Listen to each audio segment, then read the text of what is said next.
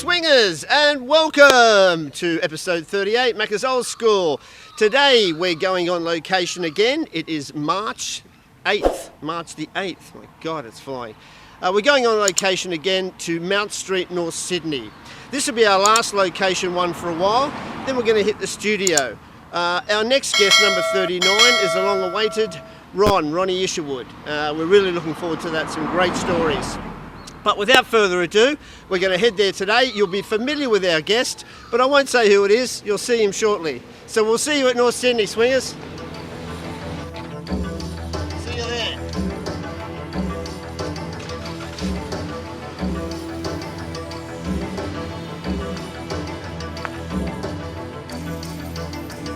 Here we are. We're at Mount Street, North Sydney. As promised, our guest is just about to arrive. It's someone you're very familiar with. Oh, and here he is now. He's on the way.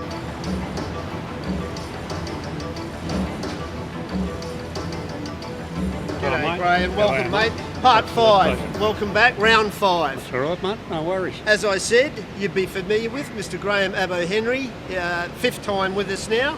We are on location here at Mount Street, North Sydney. So we're just going to say, Graham, it's the 12th of June, 1981, 43 years ago. Yeah. And we're going to take it from there. You're going to run us through what happened. I call it set up and shot. Fire away, mate. Yeah, well, proper word, I guess, is agent provocateur. I was set up by a undercover policeman who infiltrated our surroundings, and unfortunately I was a little bit desperate at the time. I just served a 9-month sentence and I needed a little bit of cash, so I turned up here to do a deal with this bloke with a pound of heroin, and as a result I was set up and shot right here in the street, just right about here where this white car is, you know. Right about here. And there was a pub, Graham. The pub was... I think it was called the Alberts Hotel. Yep. And it was right here on the corner. It was absolutely chock-a-block that day. It's a burger joint now. I parked my car right here, and which was my father-in-law's Valiant V8. Wow. And I was just so I was a lay-low car, so no one knew what I was fucking in. Yeah. And I walked into the pub here to meet the bloke that 3 weeks prior I'd had a conversation with at the Wallara Hotel near Paddington, and we walked into the... I met him here. This was the location I was going to turn up. And as I came here, you know, I was very on guard. I was fucking watching like a fucking hawk. I mean, it was lunchtime here. It was chockers. You know, and there was traffic everywhere. There was a building site going on beside us here with scaffold and fucking everything happening. Trucks everywhere. So I walked into the pub here, which was chock-a-block with people, all the lunchtime drinkers, you know. Yeah. And met the bloke. Started to have a bit of a talk. He looked very nervous, but, you know, people are nervous when they're doing fucking business, especially in busy fucking area. Yeah. And anyway, so I walked out. I felt reasonably comfortable because of the location. Yeah. You know, but I still had this little nagging voice in the back of my head. I was going to ask you about that. Did you get that sense, Graham, you know, that sense that you had all the time that something's not quite right? Oh, 100% I had. Yeah. But the thing that overrode it was that I was in need. I was in a little bit of a desperate need. As I say, I just finished a 9-month sentence. Yep. You know, I've been looking after, you know, the family, doing everything while I was away, and came out and I was and I'd also had an E-type Jag that was in that I'd blown the motor up in. Yeah. It was about $6,000 to fix it in those days. Yeah. And you know, so it was a big V12. So I was in a bit of a desperate need to get some money. Yep. So as it was, I dropped my fucking guard. Yeah, as I say, I did feel very uncomfortable at the time, and I've had these psychic centres all my life, you know, this incredible awareness, and But even though I was I'd even followed the bloke to make sure he was, when I'd left him, he was going to his house, going to a place that I knew, you know, that he wasn't going to a police station or something. So, but I'd known this bloke from other people doing business with him. So, and this was the problem. So that's why I dropped my guard with him. Yeah. So, as I say, so when I came here that day, I walked into the pub and started to have a yak to him about stuff. And as I said, even though he was nervous, I thought, come on, mate, let's get this over and done with. I don't want to fucking sit around here all day. I want to leg it, yeah. So I walked out. He said, have you got the fucking stuff? I said, well, no, I wouldn't be fucking here otherwise, mate. Yeah. I said, go and get the fucking 90,000 first. Yeah, you got the readies. And he said, well, just give me a look at it first and I'll go and I said, all right, that's all you're getting, a fucking look. You're not touching it, right? So he sat in the fucking car. I said, there it is there under the seat. Pulled it out. Said, right, how good as gold. And he walked up to it. So he got out of the car and walked back to this LTD, and I said, hey, who the fuck sat in the car? I told you to come on your own. Yeah, Right? And he said, oh, he's just me mate, he drove me over, I couldn't get my own car. Yeah, right. I went, fuck, I didn't, right? And I said, right, go and get the money, mate. So he walks up, I see the boot of the car go up, I hop back into the car, and I got in there and I was ready to just go. Hit the skids, I felt something, right? Next minute I see the boot go up of the car, and you know how you can just see through the back of the boot. I could see him take off, and I went, "What the fuck?" So I spun my head that way, looking up the street at him running up here, and instead of going that way, if I turned that way, I would have spotted the other bloke coming down. Yeah. Lee run down with a big shotgun. Yep. And then run straight up to the driver's door, and just went, fucking boom. Which is around roughly right here, here, mate, where that white car is, yeah. You know, he might have been where the grey one was, and I was parked right here. Jesus. And I went, I just fucking, mate, something made me turn. As I turned, I just went, fuck. I threw myself back like that. Yeah. And as I put my hand up, the pellets went through there, into my eye, this eye here, and fucking all through me fucking head. Well, lucky it wasn't the big ball bearing one that would have blown me head fucking off. Clean off, You know what I mean? So, but anyway, the pellets went fucking all through, but I managed to escape the main fucking blast of it, and it blew out You had that natural instinct the other to side cover your head. of the car, right on the passenger side corner, right? And as I say, if I didn't fucking do that, well, I would have been fucking just smashed all through my fucking head. I would have had holes all over my tile, right? Yeah, So, anyway, as it resulted, I already had a gun in the car, but it was in the console of the car. Yep. Right? And I hadn't had time to fucking get it out. I was actually going to throw the car into fucking gear and just lay myself down when I jerried that had happened. But it was too late. By the time I did it, there was coppers that were fucking hidden everywhere. So mate. They were on the back of garbage trucks. Yeah, they were fucking all along here. How many do you reckon, Graham? Like 20 Oh, of them there would have or been something? 20 of them Yeah, at least. right. And Yeah. there was all little offices here, all beside the Albert Hotel here. Yeah, right. Right? And out of them run people with shotguns. But what happened, they left this big space. Yeah. Right? They come to the front of the car and they come to the back of the car. And I thought to myself later, well, the reason they did that, because they're going to blow me head off. Yeah, yeah. Right? And as it turned out, they left that area so none of the pellets would go that way and hit any of the officers, right? Yeah. So, Jesus. as I found out later on, it came right from the top. See, the copper was wide up. Yep. Right?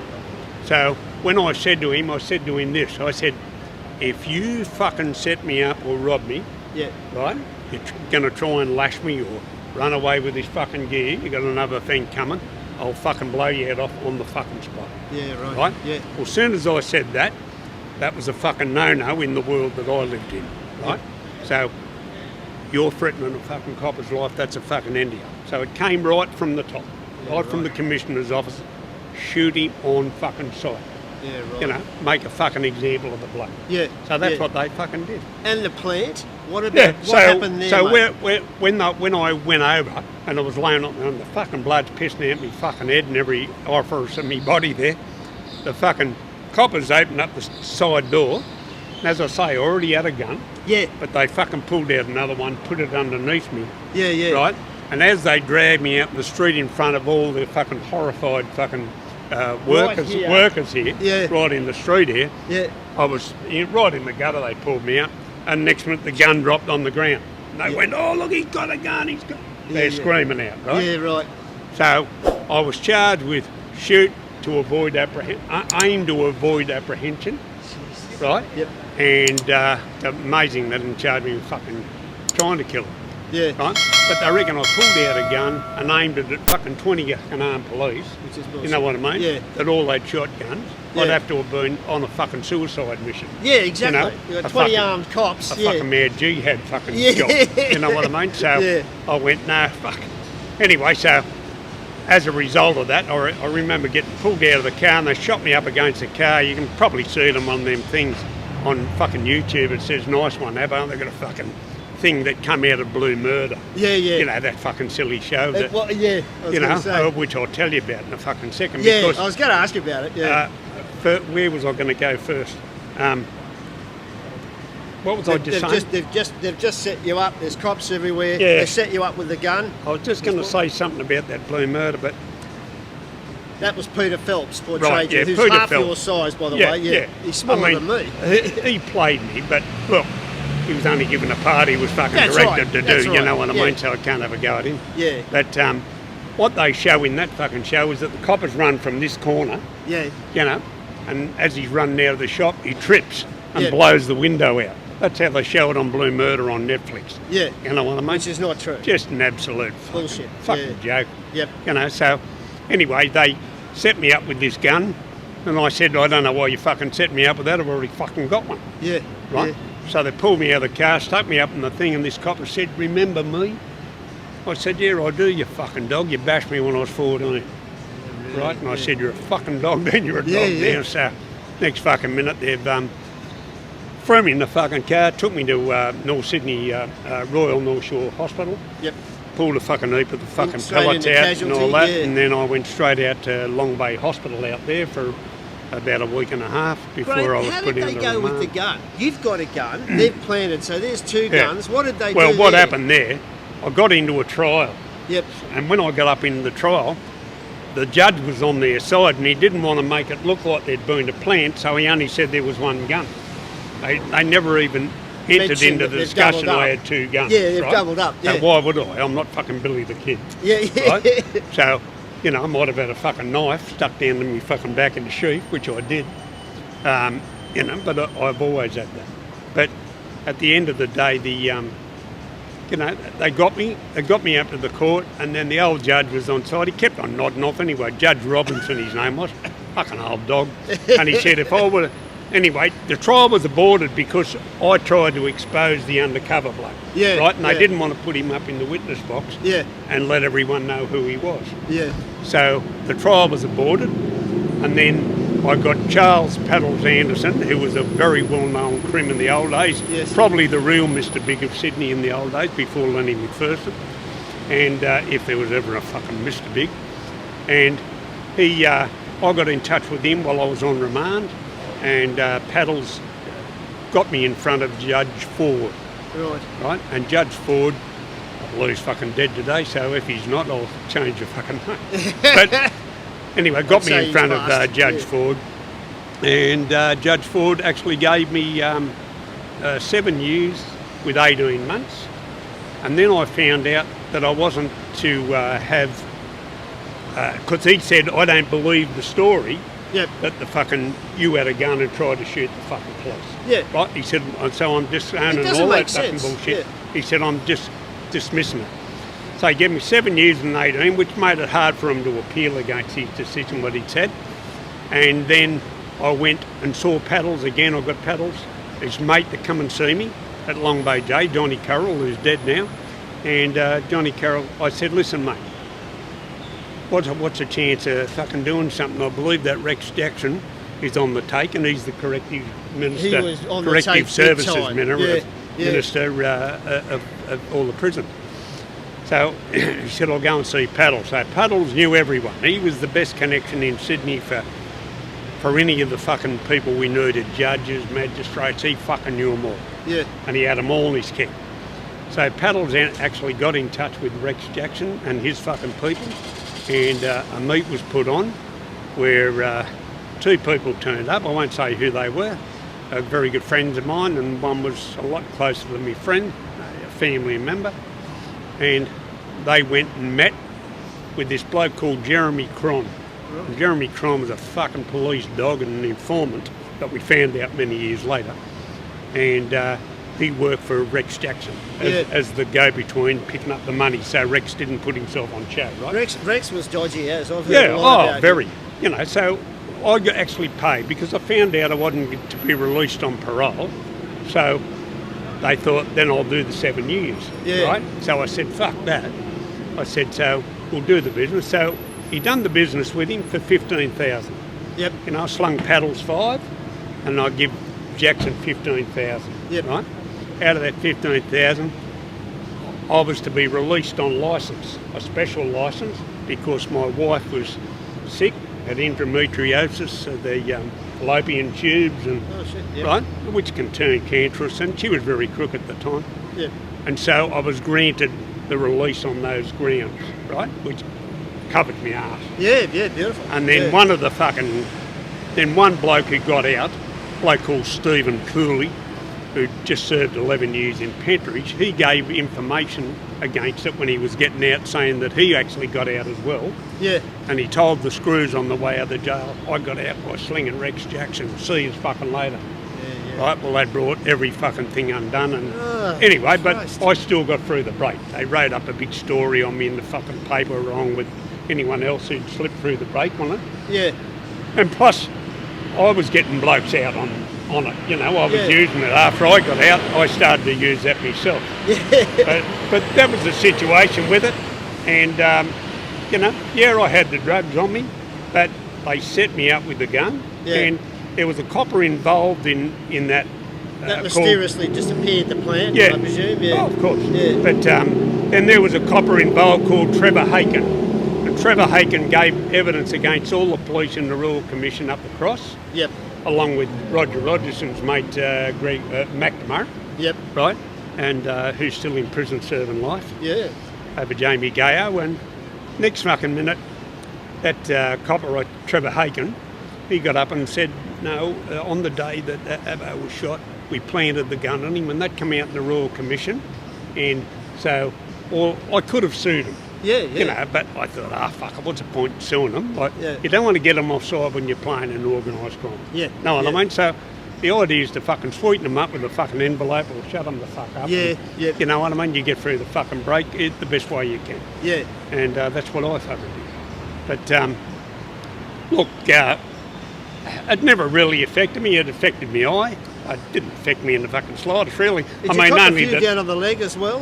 No, all around all mainly top, up here and through the top of my head, because I went like that. As I was going, the fucking pellets went fucking back, but I got out of the fucking bottom spray of it, how it goes like that. Well, it's in that V spray, Yeah, well, they do a fucking spray, you know. But that's good instinct that you've just... Yeah, and I just covered my eyes. I'm glad I did, because I probably would have lost my fucking sight. You'd be blinded, absolutely. But one part of the pellet's still in this eye, and they couldn't get it out. Yeah. Because it's too close to the iris. Yeah. So, anyway, that was the story in regards to that. I mean, I got the drugs, and, you know, when I hit the prison, they're all saying, oh, you run around with Nettie fucking set you up, Nettie give you up. No, Nettie didn't fucking give me up. Yeah. You know, that was all fucking bullshit. Yeah. You know what I mean? Yeah, he was no good, and he fucking did some shit fucking actions, but he never ever fucking went to the fucking police and told them I did this or I did that until the end. Yep.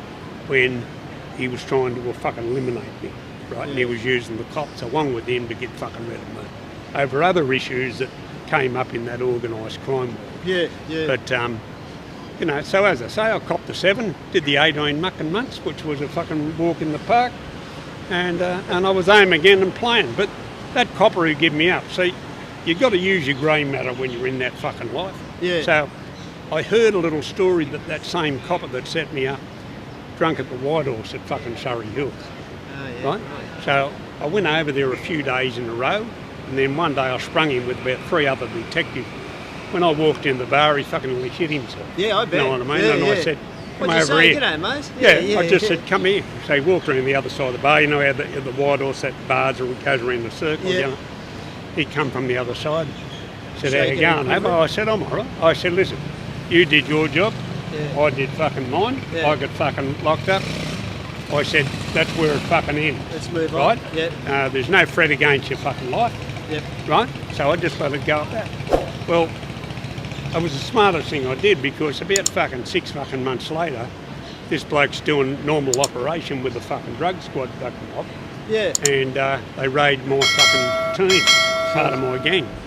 And so they grab them. Next minute, when they realised that they worked for me, he made a fucking call to a certain pub and told me to contact him, right? So I got in touch with this fucking cop at a certain pub, right? And so it wasn't on fucking, we didn't have mobiles anyway, you know what I mean? And if we did, they were the big fucking heavy fucking things you carried around, house brick, which, only the car sales and all the fucking silly drug dealers that wanted to think they were big shots fucking used. The old Motorollas, So, no, next fucking minute, where was I? Oh, he was going to tip you off. So next minute he come to me and he said, look, I've got two of your fucking blokes, I've just fucking done a raid on them. Yeah. We found a heap of hash and all that, and I said, well, what's it going to cost to fucking shut it fucking down? Yeah. So it ended up costing me 40 fucking thousand. Wow. So I paid the 40 fucking thousand, and they come up fucking empty. But on the other hand, too, he's thought, oh, yeah, beauty. He's thought this is the time to redeem himself. How you going, mate? Pleasure. If you need a haircut, mate, come in there. Beautiful. I'll sort you out. No worries, son. On the house just for you. Good as gold, appreciate it. On you, mate. On you, buddy. Pleasure, mate. Pleasure. He's got a few fans here, team, so yeah. Good on you, mate. He's known all over New Zealand. I know, mate. So he's looked at a chance to redeem himself, hasn't he? Yeah.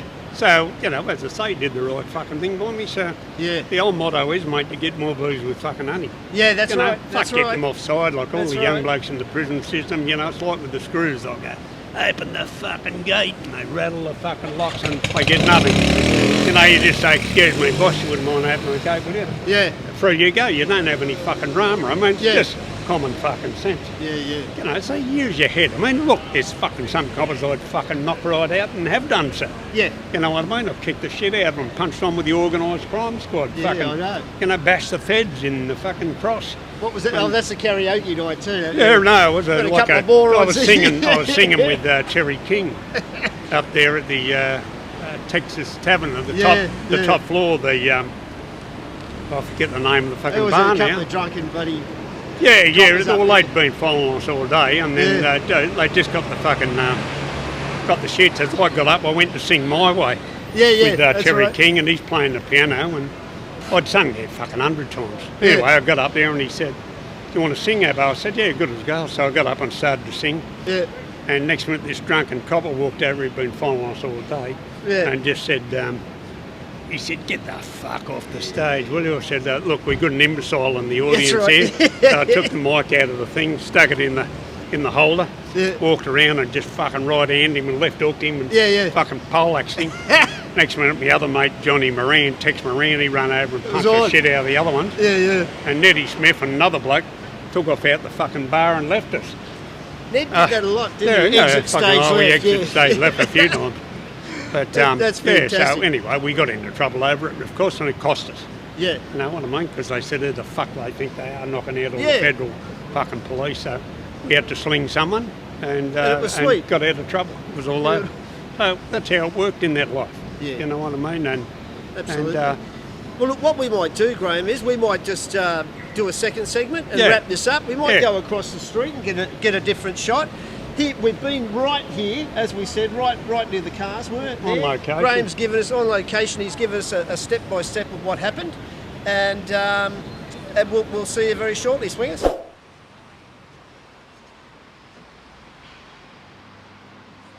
Okay, we're back. We're just going to summarise. We're just doing a last segment here, team. We're going to summarise what just happened, which was the 12th of June 1981, 43 years ago, as I said. We call it set up and shot, the situation between Mr Graham Abo Henry. We'll get a few last comments off him, and we're just going to talk about something else for a couple of minutes, and then we'll wrap up. See you in a sec. We're back again. So to sum up, Graham, that's what happened. 12th of June, Yeah. 81, Exactly right. 43 bloody years ago. Does it seem that long? It fucking goes within a blink. It does go within a blink, doesn't your it? life, son. And how has this street changed, mate? The pub's gone. Oh, massively. It was that burger joint on the corner. It was just a freestanding pub in those days. And Yeah. with little tiny office shops all the way up, little dress shops and fucking cafes Yep. and probably not even too many cafes then. There was fucking one right on the big corner there. And half but the they were all street- building these buildings at the time. Yeah, they were all going up. And half Yeah. the streets like a Oh, walkway. it was It's like a well, now it's all closed off, as Yeah. most of the fucking streets are. It's changed But, bloody heaps, hasn't it? and they make them walkways and fucking, Yeah. But look, it's fucking changed dramatically around here. But I'll tell you a little funny story. I was about- going to say, you've got something to tell us Yeah. to wrap up on. Well, Yeah. in this street, actually, later on in my life, as the years progressed, and I got to the point where I said, "Fuck it, I'm getting out of the fucking life." Yep. I'm fucking over it. I was sick of the fucking murder attempts and the fucking. I was just over it all, and I just said, "Fuck, I'm out of this fucking life." So I still played for a while, but I just fucking kept out of the fucking heavy side of it, Yep. So there was a fucking bloke down here I was going through a bit of an anxiety fucking thing where, because I'd been so wired for this life, Yeah. and I was wired from a kid. So when you decide to change, it's like coming out of fucking depression or going into depression or something, My fucking anxiety fucking changed. I started to get a bit paranoid and having a bit of a fucking spin. Yeah. I just That you've fucking never got had really before. I've Yeah. never had it. Never Yeah. fucking had it. And if I had, I fucking just overrode it and just done what I had to do. It's like being trapped in the fight or flight response. Yep. You know what I mean? You either fucking do it or you don't, or fucking make up your mind. Yeah. So I was stuck in between. What am I fucking doing here? And I started to get these fucking stupid feelings. So I went, I'm not going to go and see a psychiatrist like the fucking, out of the fucking, Shrink, yeah. the Sopranos. Yeah. Tony Soprano. I'm not going to go and do one of them fucking things. So I looked up all these fucking places you could go. So there was a bloke here in North Sydney called Bill Strath-Lewis. He's still here in the same building, I believe. Righto. Here in Mount Street. And he does a thing called NET. And this NET was brought out for the Vietnam veterans to de-stress them. Yeah. Right? So anyone stuck in that fight or flight mode, which they are, you don't get over the fucking shit. You're fucking on guard. That's right. Hear a car back, fire, you fuck. That's right. Very little That's how you are. support. Yeah. So, next fucking minute. So I got in touch with this bloke. My daughter had actually been to see him, my oldest daughter. She said, he's fucking amazing, Dad. And like, he just holds your arm up and he asks you questions. Like, when was the first time you witnessed violence? The age of 1, 2, 3. Well, it got to 7 with me. My arm just dropped. Like, Yeah, and I right. went, get fucked, I was holding the fucking thing. Yeah. Right? Yeah. So it works on your consciences. Yeah. So he just walks away and he said, what happened to you at 7? I'm going, fuck, what happened to me at 7? Then it comes to you. You just Yep. realise what you fucking went and saw. And I said, I remember, that was the first time I remember my father getting my mother out on front lawn and fucking battering her. Yeah. You know what I mean? Like flogged her to a pulp. Yeah. And not fucking slapped, like fucking that way. Really? You know? Yeah. We None of it. spoke about that. Yeah. So Horrific. that came to me. Then other things came to me. And then he said to me one day after I'd been there about 6 times, he said, you're a bit off fucking sorts today coming here. And I said, I just remembered something when I came in the building. And I said, I was actually... So he started to ask me stuff. And he said, let's see if we can unearth it. Right? So he does it. And he said, what is it that's upset you today? Is it something in the past? Yep. Boom, boom. Is it something to do with crime? Yep. Yeah. You know, bang, bang. Anyway, finally got around it was around something to do with this area. Yep. Right? And I said, well, I was actually shot straight out the fucking front of him. And he Bingo. said, is that it? And he holds your arm up again. Is that what the thing is? And your arm's as strong as a fucking ball. Won't move. It's fucking amazing how it works. Yeah. Interesting. So anyone that's ever really fucking stressed the shit house or, depressed or fucking whatever, go and see this bloke. Look him up. Bill Strath-Lewis, his name is. He does NET. He's what they call a kinesiologist. They do, chiro practitioner work. They do a little bit of everything, but Yep. work on this head, right? And I tell you what, it was the best fucking thing I ever done in my fucking life. Yeah. Within fucking 8 weeks, 9 weeks, Yeah. I fucking good as fucking gold, just back to fucking normal. It's interesting, what I isn't it? mean? Because there's bugger But I all wasn't support for stressed. people. I wasn't stressed at Yeah. all. I just fucking went with the flow and I was good. Bloody But interesting. it's fucking amazing, and just for him to find that out, Yeah, when yeah. I was, And he's down here or at some North body Sydney, yeah. language or fucking whatever it is I put out there that day. Yeah, Just bloody incredible. amazing. Because there's not much support, particularly with the No, with the black dog, mate. Oh, you mate. get that fucking thing, you're fucked. bloody know what I unbelievable, mean? isn't it? And it was dead set creeping into me, and I know it was, I used to Yeah. go on mad fucking drives up the fucking coast, just trying to, what am I doing? Will I get rid of this cunt? Will I fucking do this? Yeah. I was in a fucking battlefield. And Stuff I had just to, popping into I your had head. to either go on with it Yep. and continue with this fucking shit that's going to keep coming at me all my life. Yeah, yeah. Or do I go and fucking put the bloke down who's protected 100% by the Australian Crime Commission, Yeah. right? Or do I see at the same time they're picking up me cigarette butts at Crime Commission, Yeah. right? In the pubs I was drinking. Now this is when I was 50. This is it goes back to when I was 47. I've had about 20 attempts on my life through this crew. Yeah, yeah. Right? But only one bloke. It's only him because he knows that he gave evidence against me Yep. and against Smith on the sly. Right. We found out and he wanted me out of the way. So, in the end, he tried to fucking get rid of me and tell the other fucking blokes he was running around with that he was doing it on behalf of the Jacks. Yeah. They wanted me out of the way. Oh, right, Which yeah. was fucking a bit of a bullshit story until he got with that Mark Standard from the Crime Commission. Yep. Right? So then it sort of escalated and went from there. So I thought to myself, when they were picking up my cigarette butts, I rang up the crime reporter. Yep. And I said to the bloke, I forget his name, Steve Gibbs. I rang him up and I said, listen, Steve, here's the headline for you. The police are using the fucking your cigarette butts as DNA. Right, they're picking mine up in the hotel. They're walking in dressed as bar persons, Yeah. picking it up, putting it in the bag and walking straight out the pub. Yeah, right. Right? Yeah. So he fucking blew it up in the papers.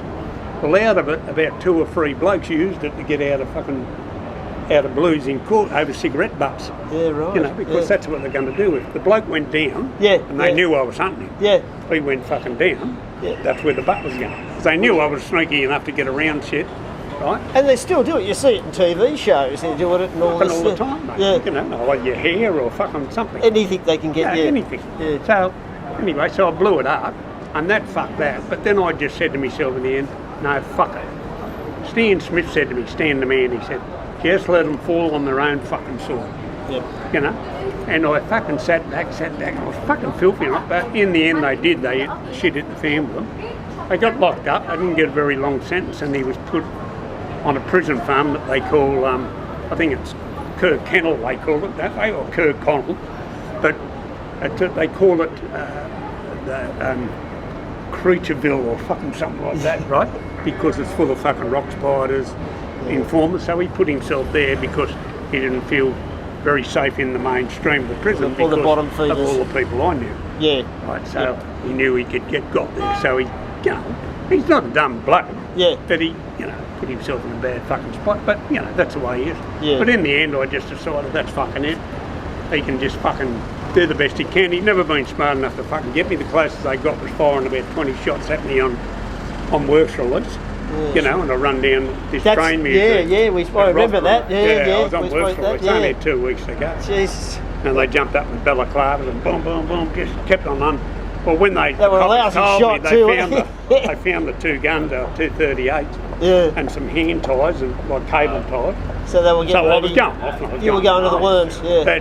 But the thing was that the guns were 38s, and I said, well, no wonder they couldn't fucking hit me. They're not very accurate, they're the not very lowest gun powerful. like Yeah. fucking from here to the fucking truck they go off there. So, that was the end of that. So all of that shit, led to that fucking blowout in me.